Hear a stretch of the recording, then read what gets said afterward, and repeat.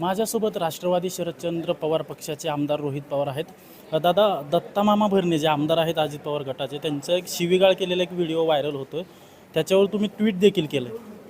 तो व्हिडिओ काही कार्यकर्त्यांनी आमच्यापाशी पोहोचवला आणि तो व्हिडिओ फक्त आम्ही सोशल मीडियावर टाकला. आता ह्याच्यामध्ये जे काय बोललेत ते भरणे मामा बोललेत, खालच्या लेवलला जाऊन आई बहिणीवर ते बोललेले आहेत. एक कुठला संदेश देण्याचा प्रयत्न करतात आणि तुम्ही दडपशाही जर तुमच्या गावामध्ये आणि तुम्ही कोणाच्या विरोधात बोलताय तर तुमचीच भावकी आणि गवळी नावाचे जे बलुतेदारपैकी एक समाज आहे त्याच्या विरोधात तुम्ही बोलता. काय संदेश देण्याचा प्रयत्न करताय की सगळ्या समाजाने नाहीतर सगळ्या लोकांनी त्या गावाली त्या तालुक्याली तुमची धमकी ऐकली पाहिजे? म्हणजे हे जे काय आहे ते चुकीचं आहे. नक्कीच. सुप्रिया सुळेंनी अजित पवारांच्या आईची भेट घेतलेली आहे सकाळी. त्यानंतर देवेंद्र फडणवीसांनी असं म्हणलेलं आहे की ही सगळी सुप्रिया सुळेंची भावनिक गेम चालू आहे, भावनिक राजकारण करण्याचा प्रयत्न केला जातो. देवेंद्र फडणवीस साहेबांना भावना कशा कळणार? 2014ला सत्तेत आल्यानंतर त्यांनी महाराष्ट्रामध्ये जी राजकीय संस्कृती होती ती सगळी घालवली आणि इथं भावना समजायला हृदय लागतं. त्यामुळे ते अजितदादांकडे दुर्दैवाने आत्ता नाही आणि देवेंद्र फडणवीस साहेबांकडे नाहीच नाही. आता काकी म्हणजे आशा काकी या बारामतीमध्ये नव्हत्या, त्या बाहेर होत्या. अनेक दिवसानंतर त्या आल्यात.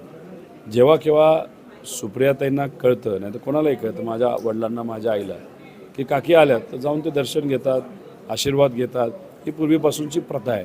सुप्रियाताईंनी काय वेगळं केलं? प्रथाच तर सांभाळली ना. म्हणजे ज्याला मन आहे, ज्याला भावना कळतात, ज्याला संस्कृती, ज्याचे चांगले संस्कार आहेत सगळे, त्यांनाच कुठं ते प्रथा आणि ह्या गोष्टीचं महत्त्व असतं. आणि ताई गेल्या, आशीर्वाद घेतले आणि मग तिथून मग ताई पुढच्या लोकांना भेटण्यासाठी गेल्या. नक्कीच. आपण 2 व्हिडिओ ट्विट केलेले आहेत काही की भोरमध्ये रात्री 12 वाजता पैसे वाटल्याचा प्रकार एक आहे. PDC बँकेची एक शाखा वेल्ह्यातली जी आहे ती रात्री 1 वाजता उघडी असल्याचा प्रकार बी आपण उघडकीस आणलाय. याबाबत काही निवडणूक आयोगाकडे तक्रार आपण केलेली आहे का? नाही, आम्ही तक्रार केलेली आहे. मी काही दिवसांपूर्वी हे सांगितलं होतं की PDCC बँक आणि बारामती बँक कोऑपरेटिव्ह ह्याच्यातल्या 500च्या नोटा गायब झालेल्या आहेत, लोकांना त्या मिळत नाही. आता हे मी बोललो होतो, काही लोकांनी त्याच्यावर टीका केली, काय हरकत नाही. पण आता काल म्हणजे सामान्य लोकांसाठी 5पर्यंत तुमची बँक चालू आणि मग काल इलेक्शनच्या दिवशी तुमची बँक 1-1 वाजेपर्यंत तिथे चालू असेल, मग त्यातून तुम्ही काय पराक्रम करत होता? तुम्ही मतच विकत घेत होता ना, नाही तर पैसे वाटत होता. आता काय मार्च अखेरीस नव्हता, मेचा महिना चालू आहे. त्यामुळे रात्री ठेवून तुम्ही आत काय करत होता लोकांना माहिती आहे. आणि दादा हे मार्गदर्शक आहेत PDCC बँकेचे आणि PDCC बँकेचा जो कर्मचारी आहे त्यांनीसुद्धा अजितदादांचा प्रचार केलेला आम्ही सगळ्यांनी बघितलेला आहे.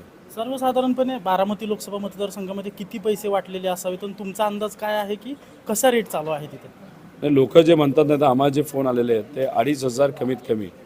आणि जसं समाज बदलेल, ज्या परिसरामध्ये आपण राहतो तो बदलेल, तसं तसं तो वाढत जातो.